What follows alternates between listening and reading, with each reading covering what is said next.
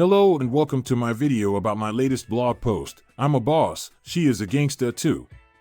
If you do not know me yet, I am 29-year-old with cerebral palsy who achieved little in computer science. I'm also a PhD candidate and the co-founder of a small startup called Yetterly. Nevertheless, I set my alarm to play Rick Ross song to wake up early in the morning, which is where the title comes from. I will post weekly about managing my PhD research alongside entrepreneurship, the strategies I follow, and the outcomes of my previous actions. So, this blog has the potential to become a true success story in real time or just sad memories of a loser. We will see it together as weeks go by. I am attempting to succeed in entrepreneurship because I identified a problem nobody precisely focuses on yet, and I need the resources I currently do not have. It is also a problem of mine personally. So, I believe I am the right person to tackle that. We will discuss this problem and the approach of our startup in the following weeks. For now, I would like to discuss what I understand from being a boss and the purpose of this blog in general. I was the boss of my family since my teenage. It should surprise you less when I said I lost my father when I was 8. I believe this is something like a base requirement for success. You must lose a parent earlier to achieve something exceptional, at least, that is what I have read from the actual success stories. My mother, on the hand, was the machine that worked sleeplessly to keep us safe and fed. However, she was busy keeping us survived and, therefore, unable to steer the wheel in the direction of somewhat better. She was also too tired to invest all in self-improvement. Instead, I took the role, built a vision for us, and implemented the strategies that could take us in that direction. The thing was that I should create some value. I needed to create value that could improve our daily standards. But, given my physical limitations and living on the line of poverty, there was no easy way out. My only worthy ability was to type through a standard keyboard. I was too slow on it. Nevertheless, I had motivated to get the most out of it. When I was 15, I figured out that software code requires you to type quite less number of characters compared to the potential value created by the effort. Then, I envisioned a software engineering career for myself, aiming for the top. I should play for the big guys, FANG, regardless of where I was in the current situation. The vision required me to become well-educated and live in the Bay Area as a final destination. However, I was completely dependent on my mother's care in my daily life, and the same vision also required my mother to come with me. My plan's hardest part was convincing a 50-year-old, widow, Turkish mother to take risks. I mean the risks like let's move to another city with 3,000 times more population than where you lived for the first 50 and stay in a college dormitory for the next 4 years. In fact, let's spend weeks in Amsterdam for an unpaid internship even though we could not speak any other language at that time and had no internet connection outside the hotel.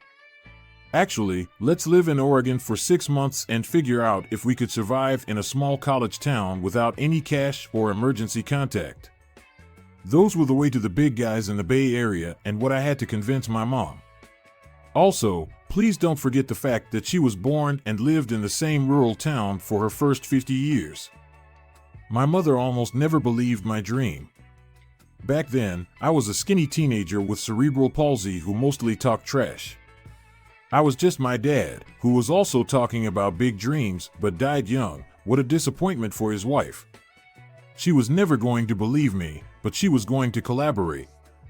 She just agreed to disagree and did her best when I asked for her help.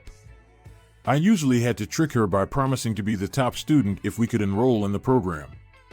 She usually gave me only 3 months before deciding to go back home because, in her opinion, we could not afford such programs financially or physically.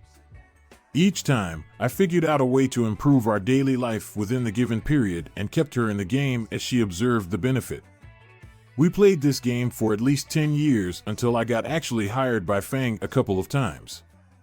She honestly started to believe my recent dreams when we settled in Santa Cruz, bought a cabriolet for her, and I started to date multiple blondes. I guess I have already proved to her that I can achieve the things I dream of sooner or later. It would be a great ending if we both died 2 years ago in a car crash or something. However, we are still alive and healthy. The thing is, working for Fang is too dull, and Berlin could not keep us entertained enough, and neither Milano. We somehow became addicted to the acceleration itself, not the high speed. Living a decent life is actually boring in practice, and we got used to setting the bar even higher by almost every year.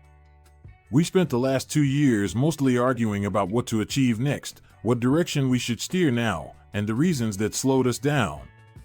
We are just noticing the exhaustion from the endless years we spent pushing each other's limits. It was easy for a teenager in the early 2010s to draw a path for getting hired in the valley. I just Googled it and followed the most convenient steps that I could do, even with my disability.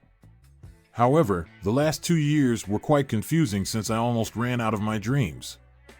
Mom thinks I should start trash talking again because when my word makes sense, my actions do not matter, and vice versa.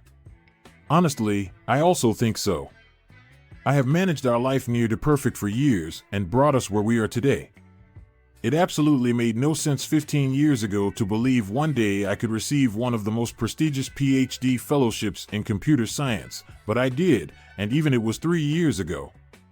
Therefore, I had to set a too difficult challenge so my mother could laugh at it and mock me again.